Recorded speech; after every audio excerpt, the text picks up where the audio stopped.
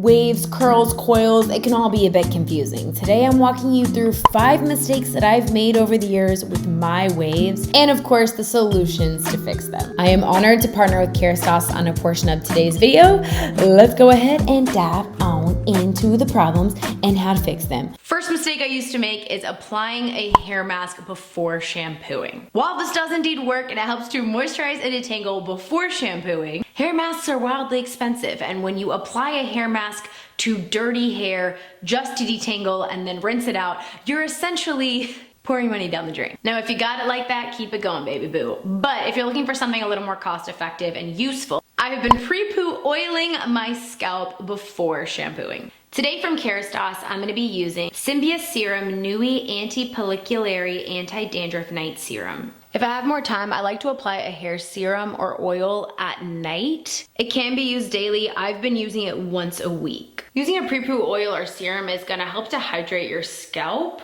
And if your hair is prone to seborrheic dermatitis or dandruff, this is really a key step. This is a highly concentrated night serum that's formulated with salicylic acid. Salicylic acid, of course, has a slightly exfoliating effect to the scalp, and it also has anti-inflammatory, antimicrobial properties. Once I really get that all over my scalp, I like to take a hairbrush, okay? I know, my hair is dry.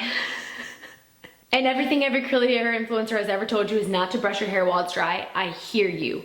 But I find and have found that just focusing the brush on the scalp with the oil helps to loosen up any flakes, really exfoliate my scalp, and work in those anti-dandruff properties into the scalp. We've got our serum nice and worked in. Now I'm gonna go to sleep. I'm gonna put a silk bonnet on my head, let this serum work its magic overnight for shinier, happier, healthier hair in the morning, and then we'll finish off our routine. Good morning, ladies and gentlemen. It is the next day, and no, I'm not tired. I'm just not wearing makeup. You know, this is really random, and we're not gonna get into a TED Talk on that, but I hate like when you wear makeup every day, and then one day you don't, and then people are like, oh my gosh, what happened to you? Like, you look so tired today. No, just not wearing makeup. Anyone else? Anyone else? Just me? Okay. Also, just not realizing that my sweatshirt is backwards because Wednesday woke me up at 6:45 pacing around the room, and she threw up a piece of a pillow that she ate a couple days prior. But we love her, we love her. Let's jump into the shower. I haven't washed my hair in like literally 10 days. Welcome to my shower. Fun fact, this is actually gonna be the very first time that I am ever showering in my new house, and I'm gonna be doing it with you. How bonding. The reason is because we have the bathtub of my dreams, and so I've only been taking baths. Okay, the next mistake I've made in the past is not getting rid of buildup enough and really cleansing my scalp efficiently. If you're not getting rid of buildup, this can lead to clogged follicles, a flaky scalp, and lack of definition in the roots and just on your hair in general. I personally think using a scalp scrub once a week is best. I would not recommend doing it more than that personally. I find that my scalp can get irritated if I do it too much, but once a week is kind of that sweet spot for my scalp and my needs. So because I did that pre-poo oil treatment last night, I've got a lot of oil on my scalp. I am gonna jump in with the Kerastase Symbiose Scalp Renewal Micro Exfoliating Scrub. Key ingredient I like to look for is salicylic acid for an anti-dandruff efficacy, while this product also has plant-based beads. So this isn't going to have microplastic or things that are bad for the environment. We love when a brand cares for the environment. This is great if you have a sensitive scalp. Very gently buff away those dry flakes and leave you flake-free. Quickly jumping in with our sulfate-free shampoo and moving on to conditioner. Moving on to conditioner, and yes, I am positively freezing.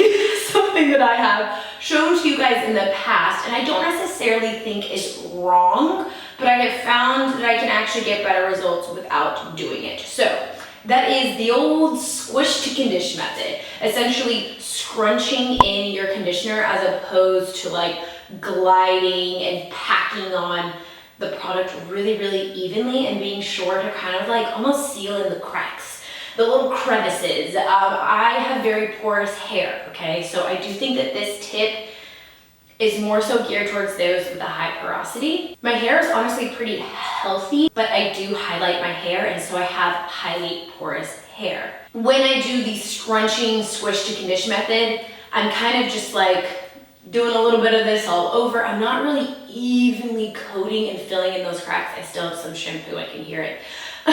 For those of you with highly porous hair, I would recommend doing a more gliding method to really ensure all those little crevices are filled. I might butcher this name because I'm from the South and I'm not fancy like that, but this is the Symbiose Fondant Appuissant Essential Hydrating Conditioner. To take this one step further and ensure that your conditioner is evenly coated everywhere you want it to be, I recommend going in with a brush. This is the Tangle Teaser, and just being sure that everything is evenly coated. This is a bonus tip. This is an India tip, okay? Because I've had hairstylists tell me that I'm wrong, but I think I'm right. I recommend, if you're having a hard time detangling, I recommend adding a little bit of water to kind of get things flowing in there, because what I've done in the past is just add more and more and more and more conditioner, and it's honestly kind of just wasting product and wasting money. A little clarification in case needed. I'm not saying that you can't squish to condition after you have properly sealed in all those crevices with your conditioner. So once I applied my conditioner that way, now that I still have the conditioner in, I've yet to rinse it out, I can do the squish to condition. If squish to condition really works for you and helps make your curls or waves or coils a little more juicy and bouncy, just doing it after you've properly applied your conditioner instead of applying your conditioner with the squish to condition method. I hope that makes sense. Our last in-shower tip has to do with hair masks. I think every influencer under the sun will tell you that you need to use a hair mask 24/7, 7 days a week. Apply hair. I feel like the curly hair community is just hair mask crazy. And yes, hair masks are amazing. I love to use hair masks, but I used to use them too much. I used to use them almost every single time I would shower. And now I'm using them when I need to. Let's say I've been treating my hair like trash. It's been up in a tight bun for 10 days. Which I never do. Then I'm gonna jump in with a hair mask. Maybe I recently bleached my hair. Time to jump in with a hair mask. Maybe I straightened, curled my hair mask time. However, if you have not recently done anything damaging to your hair, you don't need to waste using a hair mask. You're wasting money and time. Instead, you can take that time back and go learn how to make sourdough bread from scratch, you know what I'm saying? So the next time you go to wash your hair, think, have I applied heat to my hair? Have I bleached my hair? Has my hair been in tight hairstyles? Then I might need to use a mask. Otherwise, skip using a mask. Because my hair has been in a bun for 10 days, I am going to be jumping in with the Symbiose Fondant Essential Hair Mask. A key ingredient that I feel like I found more in 2022 hair products that has worked really well for my hair in particular. Everyone's hair is different with ingredients, but squalene has been really beneficial for me. Squalene is super emollient. It's going to help repair your skin, your hair, add shine. It's honestly the hottest, latest, and greatest ingredient in the hair world, and it's non-comedogenic, so it's not going to clog your hair or be irritating to your scalp. Squalene is a great silicone alternative for those of you following the curly girl method or just trying to use more natural-based ingredients.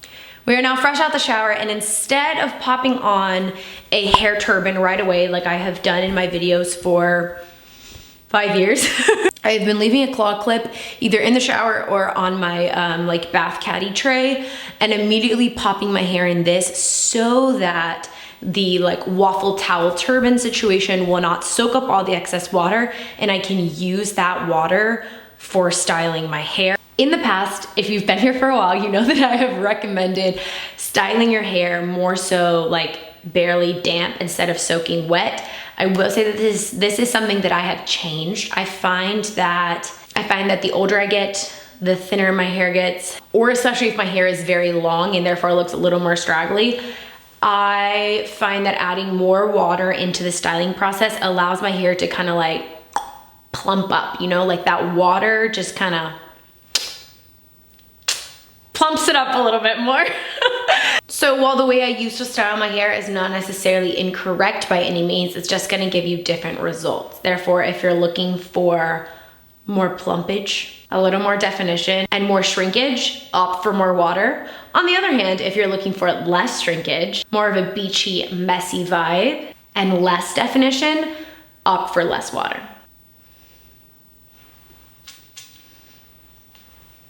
Next, we're gonna diffuse, and I'm gonna show you a lazy girl hack for diffusing, and then I will show you the finished results. When you get really lazy, okay, you're at the end of diffusing, you can't take it anymore.